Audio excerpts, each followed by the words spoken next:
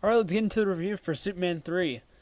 I just want to give my overall thoughts on this film. Superman 3 was just so painfully mediocre. It just does nothing. It's when you look at the two other films and you get to this one, it just does nothing for like the series and as a whole. It's just so boring. Oh my god. This was so painfully average.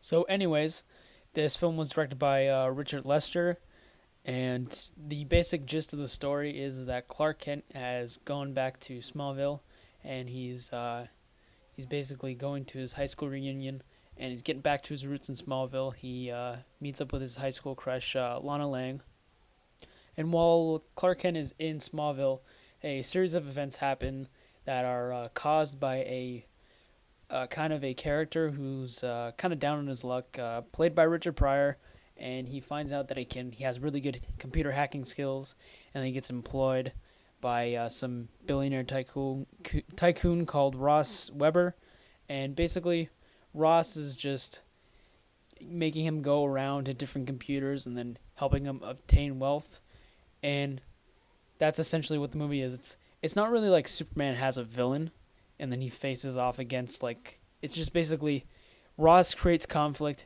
and then Superman has to deal with that. And then just random events that happen.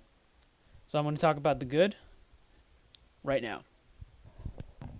Well, the good, we got Christopher Reeves, being Clark Kent. He's hilarious. We see him in Smallville. He has a really good relationship with Lana Lang, and we still see Christopher Reeves as Superman, and he still proves himself to be, the best Superman out of the entire series so far. And then we got Annette O'Toole as Lana Lang, and we see that she's with Clark, and their scenes are really great. It's nice to see that Lois Lane isn't the only woman in Superman's life. And then we, of course, have Richard Pryor, which I think was really the main focus of this film when it came down to like comedic relief. I think he may have had more screen time than Christopher Reeves, which I find a little bit strange. But anyways, he did a pretty good job. He's trying to carry the film, and I can see.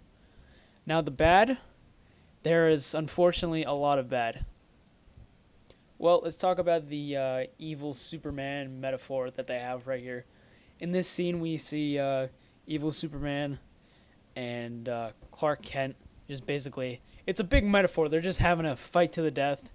Seems out of place because the movie at the very beginning sets itself up to be kind of like a comedy family movie, and you got this really brutal fight that happens in between the movie.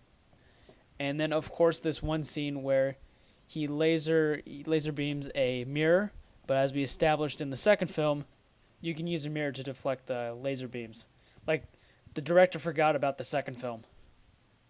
Throughout the whole film, you really don't know who the villain is. Is it Richard Pryor? No. Is it the cyborg lady at the end? Probably not, because she gets dealt with way too easily.